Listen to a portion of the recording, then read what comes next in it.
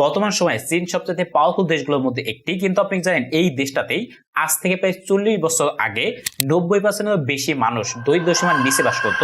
মানে সেই সময়কার বাংলাদেশের অবস্থা থেকেও একদম খারাপ অবস্থা ছিল। সেখান থেকে গত 30 বছরে এমন ভাবে পরিবর্তন হয়েছে যাতে আজ সেই দেশটাই কোথা থেকে কোথায় পৌঁছে গেছে। 1978 সালে এই দেশটা গ্লোবাল জিডিপিতে কন্ট্রিবিউট শুধুমাত্র 2% ছিল। এইখান থেকে আজকের দিনে চীন গ্লোবাল জিডিপিতে 18%-এর বেশি কন্ট্রিবিউট করে। বর্তমান সময়ে চীনে 1%-এরও কম মানুষ দরিদ্র সীমার নিচে বাস করে। আর বর্তমানে চীনের ইকোনমি পৃথিবীর সেকেন্ড লার্জেস্ট ইকোনমি। নিঃসন্দেহে চীনকে একটি সুপার পাওয়ার বলা চলে। কিন্তু এত কিছু কিভাবে সম্ভব হয়েছে, কি জাদুর মাধ্যমে তা আজ পৃথিবীর মধ্যে এত শক্তিশালী এবং উন্নত দেশে পরিণত হয়েছে, সেটা নিয়ে কথা বলবো আজকের এই ভিডিওতে। চলুন আজকের এই ভিডিওতে চীন দেশের উপরে একটা সম্পূর্ণ ডিটেলসে কেস স্টাডি করি এবং এখান থেকে আমাদের বাংলাদেশ কি কি বিষয়ে শিক্ষা নিতে পারে সেটা নিয়ে কথা বলবো। সো সম্পূর্ণ ভিডিওর সঙ্গে আছে আমি আরিয়ান আহমেদ। যারা নতুন আছেন তবে এটি দেখতে থাকুন। যদি ভালো লাগে, কিছু জানতে পারেন, শিখতে পারেন, তাহলে সাবস্ক্রাইব ফলো করে দিন। From its cultural revolution as one of the world's poorest nations. 1978, Deng Xiaoping had an idea, one that would turn communist China on its head. Since then, China has made extraordinary strides in various fields. So how did one of the world's poorest countries become a global superpower in just 4? এই দেশটির নামকরণ করা হয়েছে Chinese একটি শব্দ চীন থেকে, যেটাকে কিউআইএন করে লেখা হয়, তবে এটার উচ্চারণ চীন হয়। চীন হচ্ছে একটা জাতির নাম যা 2000 সাল আগে তারা ওই এলাকাতেই বাস করত এবং ওই সময় চীনকে মডিফাই করা হয়। এজন্যই চীন থেকে আসা লোকজনদেরকে আমরা বাংলায় চাইনিজ বলে থাকি। তবে চীনের মানুষজন কিন্তু তাদের দেশটাকে চীন বলে ডাকে না, তারা তাদের দেশটাকে চংঘু বলে ডাকে, যেটা বাংলা অর্থ হলো মিডল কিংডম। মানচিত্রের দিকে তাকালে চীন হচ্ছে পৃথিবীর মধ্যে 4th লার্জেস্ট কান্ট্রি, আর এটি আমাদের পার্শ্ববর্তী দেশ ইন্ডিয়ার সাথে এদের বর্ডার আছে। চীন দেশটা দেখতে বিশাল বড় হলেও এই দেশটার বেশিরভাগ মানুষই শুধুমাত্র এই অংশটুকুতে বসবাস করে। এটার কারণ হচ্ছে চীনের শুধুমাত্র এই অংশটুকুই বসবাস করার জন্য এবং ফসল ফলানোর জন্য উপযুক্ত, আর এই পাশে শুধুমাত্র হিমালয় পাহাড় আর মরুভূমি। তবে 1927 সালের দিকে চায়নাতে একটি সিভিল ওয়ার হয়, যেখানে দুইটি পলিটিক্যাল পার্টি মুখোমুখি লড়ছিল। একটা হলো চাইনিজ কমিউনিস্ট পার্টি এবং অন্যটি চাইনিজ ন্যাশনালিস্ট পার্টি। তবে এই সিভিল ওয়ারটি চলতে চলতে একটানা 22 বছর ধরে চলে, যেটি শেষ হয় 1949 সালের দিকে চাইনিজ কমিউনিস্ট পার্টির জয় দিয়ে। তারপরে চাইনিজ ন্যাশনালিস্ট পার্টির লোকজন চীন মেন দেশকে ছেড়ে চীন দেশের কাছে যে একটা আইল্যান্ড আছে সেটাতে চলে আসে, যেটাকে আমরা বর্তমানে তাইওয়ান বলে চিনি। আর মেন যে চীন দেশ সেটাতে চাইনিজ কমিউনিস্ট পার্টির মাওং জেডং নামক এক ব্যক্তি রাজত্ব শুরু করে। আর এখান থেকেই চায়না এজ এ কান্ট্রি যাত্রা শুরু করে। 1 অক্টোবর 1949 সালের দিকে দেশটির নতুন নামকরণ করা হয়, নাম দেওয়া হয় Republic of China. The leader of the communists and the hero of the revolution was Mao Zedong. 我们的思念是正义的，正义的思念是任何敌人也攻不破的。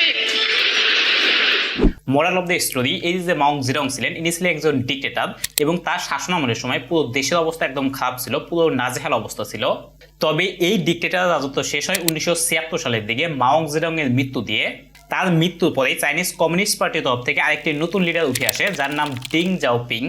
এনাকে বর্তমানে ফাদার অফ মডার্ন চায়না বলা হয়ে থাকে। এনার সময় আসল যে পরিবর্তনটা সেটা হওয়া শুরু করে।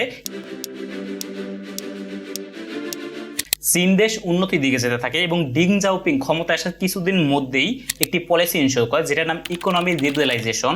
এটার ভিতরে বিভিন্ন ধরনের আলাদা আলাদা বিষয় আছে, তবে মেইন যে বিষয়টা সেটাকে বর্তমান সময় নাম দেওয়া হয়েছে সোশ্যালিজম উইথ চাইনিজ ক্যারেক্টারিস্টিক। প্রথমেই যে পরিবর্তনটা আনা হয়েছে সেটি কৃষি খাতে। ওই সময় চীন দেশের যে নিয়ম ছিল, কোনো কৃষককে প্রাইভেট জমি হোল্ড করা অ্যালাউ ছিল না, পুরোটাই ইলিগাল ছিল, সবকিছু সরকারের হাতে ছিল, সরকারের কন্ট্রোলে ছিল। তবে ডিং জাওপিং এখানে পুরো সিস্টেমকে পরিবর্তন না করে লং টাইমের জন্য কৃষককে এবং কৃষকের ফ্যামিলিকে জমি কন্ট্রাক্টে দেন। ওই জমিতে কৃষক কি চাষ করবে কি করবে না সম্পূর্ণটাই তার অধিকার ছিল। কিভাবে তারা এগুলো ম্যানেজ করবে, কোথা থেকে বেশি প্রফিট কামাবে, সম্পূর্ণটাই তাদের নিজেদের হাতে দেওয়া হয়েছিল। তবে এখানে একটা শর্ত ছিল, এই যে পুরো জমিটা এখান থেকে যত ফসল হবে তার একটা নির্দিষ্ট পরিমাণ সরকারকে দিতে হবে এবং সরকারকে দিয়ে যা বাঁচবে তা কৃষক নিজের কাছে রাখতে পারবে বা এগুলো বিক্রি করে টাকাও নিতে পারবে। আর এই যে পলিসিটা, এই সেম পলিসিটা ফ্যাক্টরিতে অ্যাপ্লাই করা হয়, কারণ ওই সময়ের আগে চীন দেশে যে ফ্যাক্টরিগুলো ছিল সেগুলো সম্পূর্ণটাই পলিটিশিয়ানদের এবং যারা ক্ষমতাশীল ছিল তাদের কন্ট্রোলে ছিল। তবে ডিং জাওপিং এই সম্পূর্ণ সিস্টেমটিকে পরিবর্তন করে ফ্যাক্টরির সম্পূর্ণ দায়িত্ব ফ্যাক্টরিতে কাজ করা ওয়ার্কার এবং ম্যানেজার হাতে দিয়ে দেয়।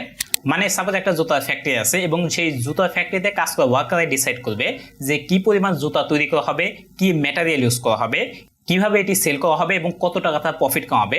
এই সম্পূর্ণটাই যখন তাদের হাতে দিয়ে দেন তাহলে তারা অনেক বেশি ফ্রিডম পায় এবং এরকমভাবে ফ্যাক্টরিতে কাজ করা শ্রমিকরা বেশি বেশি ফ্রিডম পায় এবং বেশি বেশি কাজ করার মোটিভেশন পায়। এরকমভাবে চলতে চলতে লাখ লাখ মানুষ দরিদ্র সীমানার নিচ থেকে উঠে আসে এবং তাদের নিজেদের লাইফকে তার নিজেদের মতো করে গুছিয়ে নিতে পারে। এবং ডিং জাওপিং এর পরবর্তী যে পদক্ষেপ ছিল সেটি দেশের শিক্ষা ব্যবস্থাকে পরিবর্তন করা এবং দেশের ইউথদের শিক্ষিত করে তোলা। আর এটার জন্য 1986 সালের দিকে চীনে কম্পালসারি এডুকেশন ল চালু করা হয়। আর এটার মেইন বিষয়টা হলো 9 বছর পর্যন্ত সকল বাচ্চাকেই কম্পালসারি শিক্ষা দেওয়া হবে, মানে ফ্রিতে। তবে এই যে শিক্ষা ব্যবস্থা, এই শিক্ষা ব্যবস্থার নতুন নিয়মটি নিয়ে আসার পরে তাদের শিক্ষার উপরে প্রত্যেক বছর খরচের পরিমাণ দিন দিন বেড়েই চলছিল। 1990 সালের আগে চীনের শিক্ষা ব্যবস্থার উপরে তাদের জিডিপির 2% মতো প্রত্যেক বছর খরচ করা হতো, যা 2012 সালের দিকে তাদের জিডিপির 4%-এরও বেশি তাদের শিক্ষা ব্যবস্থার উপরে খরচ করতে শুরু করে। আর সাথে প্রয়োজনীয় স্কিলগুলো মানুষকে ফ্রিতে শেখানো হচ্ছিল, যেগুলো এক্স্যাক্টলি জব সেক্টরের প্রয়োজন। আপনি যত উন্নত দেশের দিকে তাকাবেন তাদের শিক্ষা ব্যবস্থা আমাদের দেশের শিক্ষা ব্যবস্থা থেকে অনেক অনেক উন্নত। তবে আপনি যদি শিক্ষা ব্যবস্থা নিয়ে আরো ভালোভাবে জানতে চান, মানে শিক্ষা কিভাবে মানুষের লাইফকে পরিবর্তন করছে, তাহলে আমার এই ভিডিও দেখার অনুরোধ রইল। আর এই ভিডিও দেখলে আপনি শিক্ষা ব্যবস্থার উপর অনেক কিছু জানতে পারবেন, শিখতে পারবেন এবং শিক্ষা আসল মর্মটা আপনি বুঝতে পারবেন। যাই হোক, এইসব বিভিন্ন কারণে চীনে প্রাপ্তবয়স্কদের সক্ষমতার হার অনেক বেড়ে গিয়েছিল। 1982 সালের দিকে এটি 65%-এর মতো ছিল এবং 2010 সালের দিকে এটি 95%-এর বেশি হয়ে গিয়েছে। ঠিক এটার মতোই চিকিৎসা ক্ষেত্রে টাকা ইনভেস্ট করার মতোই বেশ বড় ধরনের পরিবর্তন আসছে। 2020 সালের দিকে তাদের জিডিপির 5.59%-এর মতো খরচ করেছিল। ডিং জাওপিং এর পরবর্তী পদক্ষেপে ছিল টাউনশিপ ইন ভিলেজ এন্টারপ্রাইজের উপরে, যেটাকে সংক্ষেপে TVES বলা হয়। এগুলো হলো চীনের গ্রাম অঞ্চলে প্রতিষ্ঠিত ক্ষুদ্র এবং মাঝারি সাইজের শিল্প প্রতিষ্ঠান, যা মূলত সরকারিভাবে এবং স্থানীয় মানুষের দ্বারা পরিচালিত হয়। তবে এই TVES এর ব্যবহার চায়নাতে প্রায় প্রত্যেকটা সেক্টরেই দেখা যায়, যেমন টেক্সটাইল, ইলেকট্রনিক্স, ম্যানুফ্যাকচারিং এবং সার্ভিসের শপে আর বিভিন্ন জায়গায় দেখা যায়। আরেকটা সবচেয়ে বড় TVES প্রতিষ্ঠানের উদাহরণ হলো হুয়াওয়ে টেকনোলজি, যেটা একটা ছোট গ্রাম থেকে TVES প্রতিষ্ঠান হিসেবে যাত্রা শুরু করেছিল, যা বর্তমানে টেলিকমিউনিকেশন সেক্টরে গ্লোবাল লিডারে পরিণত হয়েছে।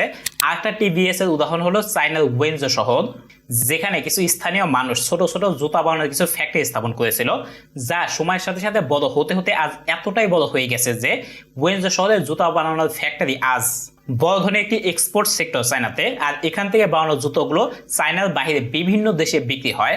এরকম ভাবে চলতে চলতে সেই 1990 সালের দিকে চায়নাতে TVS এর মার্কেট এতটাই বড় হয়ে গিয়েছিল যে 100 মিলিয়ন মানুষের কর্মস্থান তৈরি হয়েছে। আর এইসব কারণগুলোতেই সেই 1990 সালের দিকেই চায়নার আউটপুটের প্রায় 20%-এর মতো মার্কেট TVS এর দখলে ছিল। আর এইসব কারণগুলোতেই লাখ লাখ জবের অপশন তৈরি হয় এবং চায়নাতে বেকারত্বের হার অনেকটাই দিনে দিনে কমে আসে এবং মানুষ দরিদ্র সীমানার নিচ থেকে উঠে আসতে শুরু করে এবং নিজের পায়ে দাঁড়ানো শুরু করে। 1990 সালের দিকে ডিং জাওপিং একটা স্পেশাল ইকোনমিক জোন তৈরি করে চায়নার ভিতরে, যেখানে ট্যাক্স ইন্টেনসিভ সহ আরো বিভিন্ন ধরনের সুযোগ সুবিধা দেওয়া হয়েছিল, যাতে বিদেশি ইনভেস্টররা তাদের দেশে ইনভেস্ট করতে আগ্রহী হয়। চীনের শিংজিং শহর প্রথম ইকোনমিক জোন ছিল, যেটি প্রথম দিকে মাসমার মতো যে গ্রামগুলো থাকে সেরকম একটি গ্রাম ছিল, যেটি দেখতে দেখতে কয়েক বছরের মধ্যেই মেজর ইন্টারন্যাশনাল মেট্রোপলিটন হয়ে দাঁড়িয়েছে। 1980 সালের দিকে শিংজিং শহরের জিডিপি ছিল 0.3 বিলিয়ন মার্কিন ডলার, যা 2020 সালের দিকে এসে দাঁড়িয়েছে 429 বিলিয়ন মার্কিন ডলারে। আর বিদেশি কোম্পানিগুলোকে তাদের দেশে আসার জন্য একটি ওপেন ডোর পলিসি তৈরি করে, যেখানে চীনের জিডিপিকে পুরো পৃথিবীর সামনে উন্মোচন করে দেওয়া হয়, যেটাকে ইকোনমিক লিবারালাইজেশন বলা হয়। আর এটার কারণে বিদেশি বিভিন্ন ধরনের কোম্পানি যেমন অ্যাপেল, নাইকের মতো বড় বড় কোম্পানি এসে তাদের দেশে ম্যানুফ্যাকচার করতে শুরু করে। 1980 সালে চায়নার ম্যানুফ্যাকচারের পরিমাণ ছিল 0.06 বিলিয়ন মার্কিন ডলার, যা 2023 সালে গিয়ে দাঁড়িয়েছে 333 বিলিয়ন মার্কিন ডলারে। এগুলোর পাশাপাশি চীনের ইনফ্রাস্ট্রাকচার ডেভেলপমেন্টও বেশ উন্নত করা হয়েছে, যেমন রেল লাইনের রাস্তা বিছানো, মেট্রো রেলের মতো পাবলিক ট্রান্সপোর্ট তৈরি করা ইত্যাদি। আর এগুলোর পাশাপাশি সরকার সায়েন্টিফিক রিসার্চকেও বেশ গুরুত্বের সাথে নিয়েছিল। ডিং জাওপিং এর তরফ থেকে একটি শিক্ষা ব্যবস্থা চালু করা হয়েছিল, যেখানে 8 লাখ স্টুডেন্টকে সায়েন্টিফিক রিসার্চের জন্য ভালো মতো প্রশিক্ষণ দিয়ে তৈরি করা হয়েছিল, যেখানে বিভিন্ন ধরনের বিষয় নিয়ে রিসার্চ করা হতো, যেমন energy production, computer, optics, space technology, physics এবং জেনেটিক্স সহ আরও অনেক কিছু। আর এগুলোর জন্য বেশ বড় ধরনের ফান্ড সরকারের তরফ থেকে দেওয়া হয়েছিল এই রিসার্চ সেন্টারগুলোকে। আর এই রিসার্চ ডেভেলপমেন্টের পিছনে খরচ করা টাকার পরিমাণ সময়ের সাথে সাথে শুধু বেড়েই গেছে। 2020 সালে যেটি 500 বিলিয়ন মার্কিন ডলার পৌঁছে গেছে। আর এটার একটা বড় এক্সাম্পল হলো বেইজিং এ তৈরি করা জংগুয়াং সায়েন্স পার্ক, যা 1988 সালে তৈরি করা হয়েছে। এটাই হচ্ছে চায়নাতে ইনোভেশন করা একেবারে কেন্দ্রবিন্দু। এখানে নতুন নতুন টেকনোলজি, নতুন নতুন প্রযুক্তির উদ্ভাবনের কাজগুলো করা হয়। তবে চীনের এইখান থেকে আমরা একটা জিনিস খুব ভালোভাবে শিখতে পারি, আমাদের যে জিনিসটা করা প্রয়োজন সেই জিনিসটা আমাদের জেনে বুঝে একদম ভালোভাবে পরীক্ষা নিরীক্ষা করে তারপরে বাস্তবায়ন করা উচিত। তবে ডিং জাওপিং এর দেখানোর পথেই চীনের বর্তমান যে সরকার শি জিনপিং সে কিন্তু চলছে। যাই হোক, ভিডিও এ পর্যন্ত। ভিডিও কেমন লাগলো অবশ্যই সেটি নিচে কমেন্ট করে জানাবেন। আর আপনারা যারা এরকম ইনফরমেটিভ ভিডিওগুলো দেখতে চান তার নিচ থেকে সাবস্ক্রাইব বা ফলো যেটাই পাবেন সেটা করে রাখতে পারেন। সো ভালো থাকবেন, সুস্থ থাকবেন, আল্লাহ হাফেজ।